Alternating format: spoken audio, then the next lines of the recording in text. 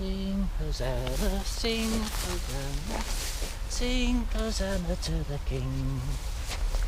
Give me love in my heart, keep me serving. Give me love in my heart, I pray. Give me love in my heart, keep me serving. Keep me serving to the break of day. If you've watched any of my other videos, you'll know I'm not a religious person, but a couple of weeks ago I found myself in church. Not only that, but I was invited to talk. Branch of Extinction Rebellion to come to speak to us. Thank you very much. Church on a Sunday morning is a sacred space. Can you tell what I'm going to talk about? I start off with a joke. I'm a member of the Extinction Rebellion group, which means we cover almost more areas than we have members. I tell them how serious the climate emergency is, how we're at risk of our societies collapsing and of losing our civilization.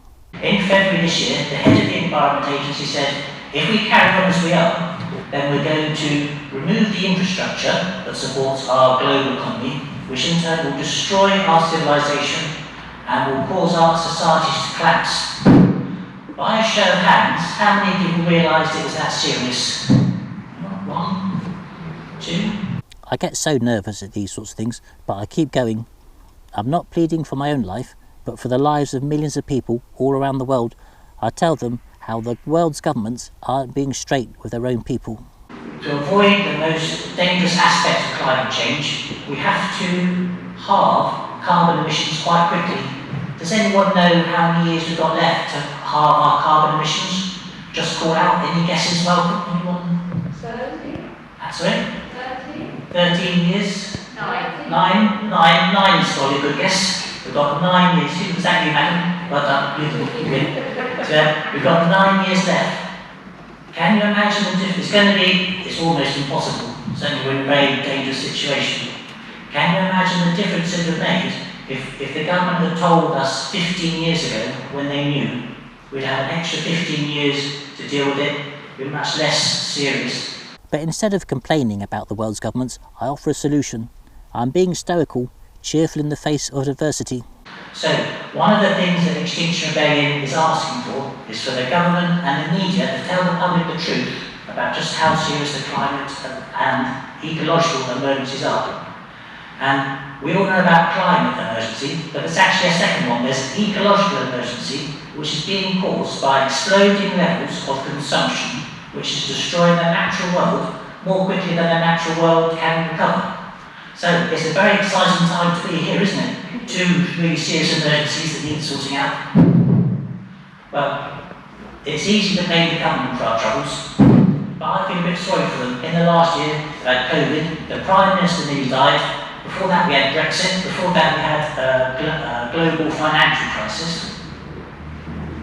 And in fact, no government in the last 30 years has done enough to tackle the climate emergency, because in a system where politicians need to be re-elected every 4 or 5 years, they're always going to concentrate on the short-term issues. It's just human nature, isn't it? So Extinction Rebellion doesn't blame the government, doesn't blame individuals, but it says it's the system that's to blame. And their solution is what they call a citizens' assembly. And that's where you get a broad range of the public, and you make them into an assembly, and instead of being a political process, it becomes a technical one, because experts present to them, tell them how serious the situation is, and the experts also offer them solutions. And then this citizens' assembly, which is large enough and mixed up enough to have a democratic mandate, a democratic legitimacy, they get to decide what would happen. So whatever you hear about Extinction Rebellion in the news, the only 2 things we're really asking for is, number 1, that the public should be told the truth about how serious things are, and number 2, the public should be allowed to choose what they want to happen. And we think people, being reasonable, they'll want to take serious action to stop the climate change. Being in church, I tell them about Martin Luther King and the Christian foundations of non-violence. Extinction Rebellion, I think a lot of you will know, is a non-violent movement. But non-violence, in the way we understand it, is much more than not just hitting people. Martin Luther King wrote about it in his famous letter from Birmingham jail. He said, non-violence isn't about defeating or humiliating the opponent, it's about winning their friendship and understanding. And being a Christian minister, to him the best way to win people over is through love. And he went on to write, love your enemies, bless those who curse you, pray for those who despitefully use you. It's a beautiful way to see the world, and also it's a really good way to protest if you're trying to save the world from the climate and ecological emergencies. For example, at a protest, if there's any sign of tension between the protesters and the police, quite often the protesters will sit on the ground and they'll sing or chant to the police, "Police, we love you, we're doing this for your children too." And we mean we're doing it for all children all the way around the world, so they might have a society to grow up in. I use parts from previous YouTube videos.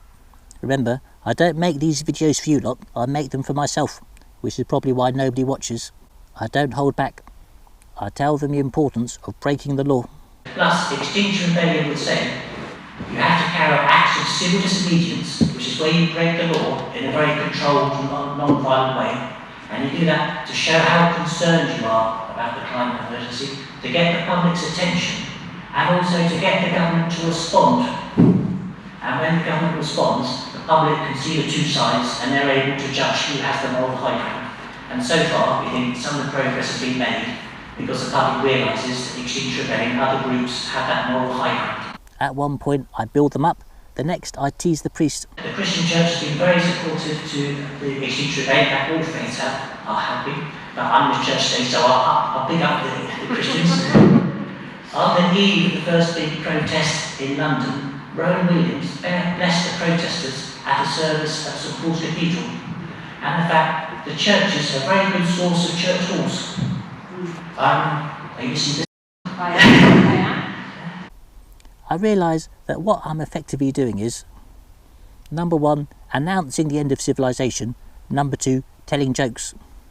I realise the better way to do it is to make people realise the full horror of what's coming. But after being stoical for so many years, it's not in my nature to be down about these sorts of things, even if it is the end of civilization.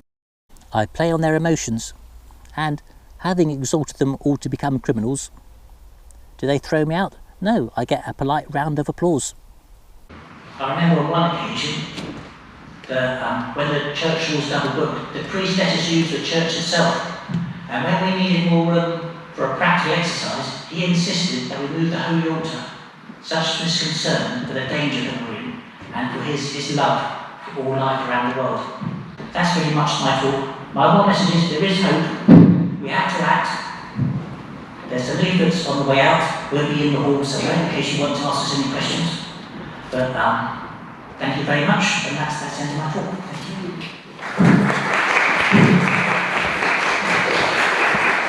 What makes it all the more remarkable is this wasn't a minority extremist church. This is part of the Church of England, you know. Her Majesty Queen Elizabeth II is the head of the church. The Prime Minister chooses the bishops.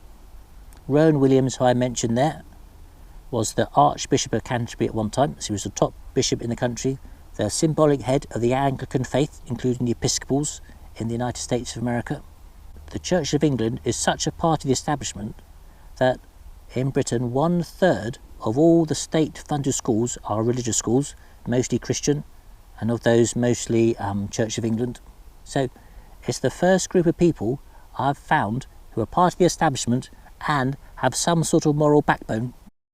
For years I campaigned to get my local council to build an off-road cycle path at the side of a busy, dangerous road. When they eventually came up with a design, it was so dangerous I went and spoke to the committee who were responsible for those sorts of things. Even safety-related advice is ignored. And they were so concerned when I told them how dangerous it was that the head of transport strategy, who was at the committee meeting, agreed to carry out a review, including bringing in outside people if necessary to make sure it's independent. I will check the designs out and we will look at them. If necessary, I'll get them independently audited to check that they're the right standard, etc.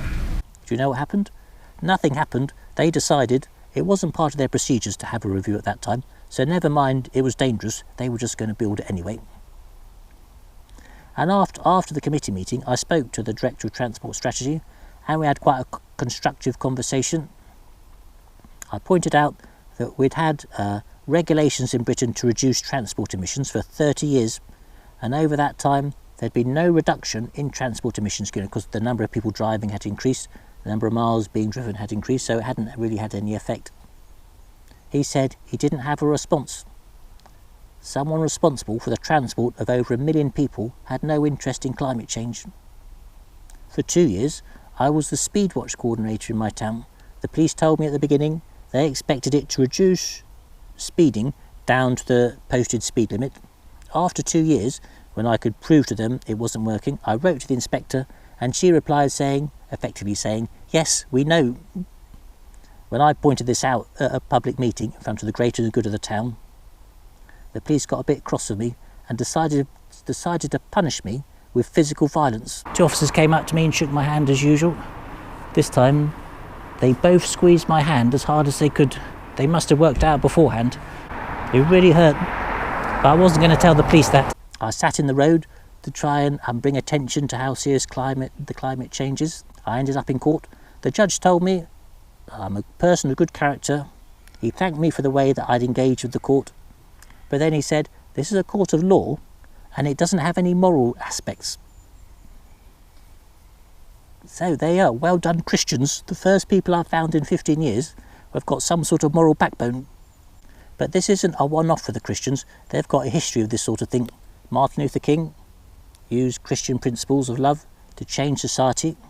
Nelson Mandela attended a Methodist boarding school where he received a liberal education, an education suitable for freeborn people. Obviously the apartheid was a racist regime, but it was also a sort of a class-based regime. So for example, the village chiefs and the mine owners were in a corrupt relationship, so the village chiefs would tell their young men which mine to go and work in. If you've had a liberal education, not only do you not put up with those things, but also, he had the wherewithal to go and do something about it. The Christians were the first people to campaign against slavery in Britain. There was the Quakers. They fell down a bit when it came to the suffragettes though. The suffragettes thought the Church of England were trying to slow progress down and didn't want women to have equal rights. And do you know what the suffragettes did? The peace-loving people that they were? They burnt down parish churches and planted bombs in St Paul's Cathedral and Westminster Abbey. Bless them. I do not support dropping bombs on people. So there you are. And in fact, the woman who lives next to my mum and dad, she's a Christian, and on Saturday morning she volunteers at a debt counselling service, and she's got a new boyfriend, and a little while ago she asked my mum, do you think it would be okay if she slept with her boyfriend? And my mum said, I think it would be okay as long as you love each other, which he tended to agree with. So there you are, that's Christians for you. They help the poor and they only sleep with people that they love. There are some funny people in the world, aren't there? So that's the end of my talk about the Christians. If you're in another part of the establishment in Britain or another country and you think you can do something to stop climate change and the ecological emergency, please go ahead and do it. Please don't just say to yourself, well, it's not my job, it's someone else's job. Do whatever you can. So, thank you for listening. If you have any comments, please let me know. But apart from that, thank you very much and goodbye.